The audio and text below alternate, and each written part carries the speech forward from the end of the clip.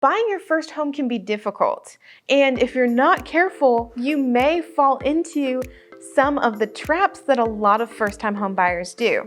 My name is Nicole Nark. I'm a real estate broker in Central Arkansas, and today I want to share with you 3 of the biggest mistakes that I see first-time home buyers fall for, and some pro tips on how to make sure you don't fall into the same trap. So the first mistake that a lot of first-time homebuyers fall subject to without even realizing it is falling in love with homes that are higher than your price point. So let's think about this. If you go out to a restaurant and you enjoy a really gourmet burger, it's delicious, it has all sorts of different sauces and toppings on it. Then the next time you go to McDonald's, you're probably not going to enjoy that burger very much because there's probably a difference in price and there's a difference in quality. The same thing is true when buying a house. If you don't know how much you can afford, you may be tempted to be scrolling through houses for sale in your area on Zillow, other real estate websites, and get accustomed to and falling in love with houses that are above your price point. Now, while it's great to, window shop and look around, that's totally fine. You want to make sure that this doesn't become a detriment to your actual home purchase. If you haven't already, you're going to want to connect with a lender who ahead of time can let you know based off of your personal finances what you can afford, what the monthly payment looks like, as well as the overall home price. And that is going to enable you to fully understand what your budget can get you. Now, what $200,000 can get you in Dallas is very different than what $200,000 can get you in Los Angeles, very different than $200,000 in Central Arkansas where I am. So it's very important to search and look at the homes available in your budget in your area. By understanding what your budget can get you, that's how you are going to be able to pick the best house out of the available ones for you and your family. So make sure to not fall in love with higher value homes. Window shopping, of course, is okay, but to understand how much you can afford. Now, the second big mistake that a lot of first-time homebuyers fall into is not knowing when to make a move or not acting quick enough. If you've never bought a home before, it's easy to not know when the perfect time is to make the leap, make the offer, start the process.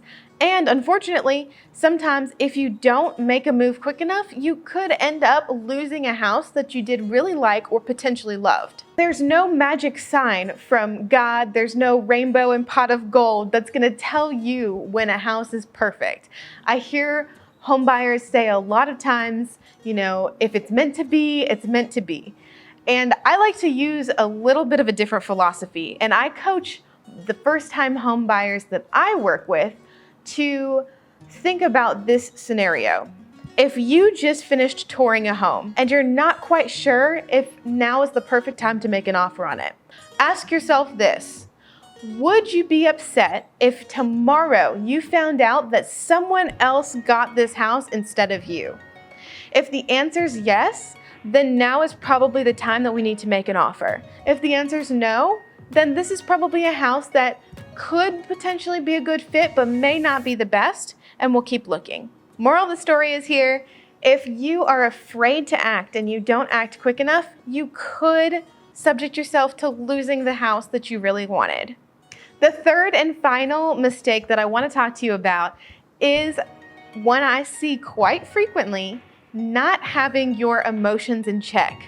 Buying a house is a big process and somewhat unfamiliar if it's your first time. So it's very important to keep your emotions in check so that you can still make a logical decision and a great home purchase. A real application for this is when you're touring homes, try not to fall head over heels for a home before you do your due diligence on the property. There are some first-time home buyers that get so excited about the process, and that's great. You should be excited to buy your first home.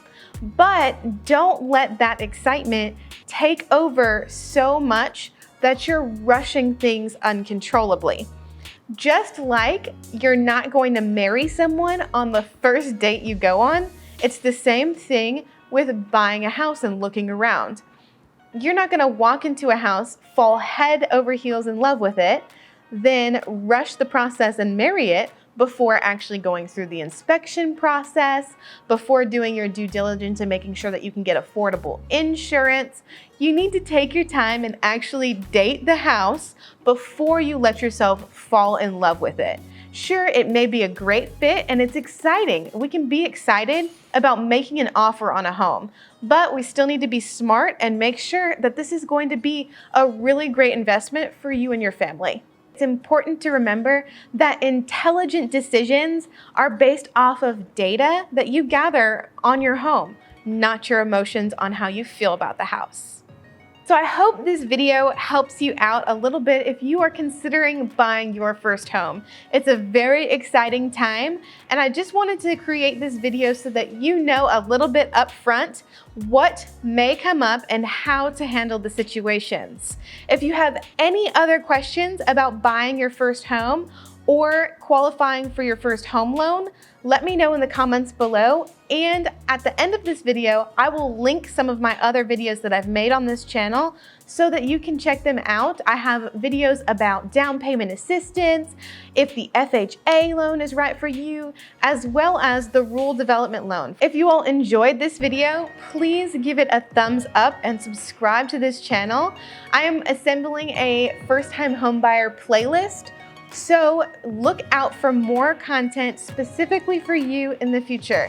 In the meantime, I hope you all have a great week and happy house hunting.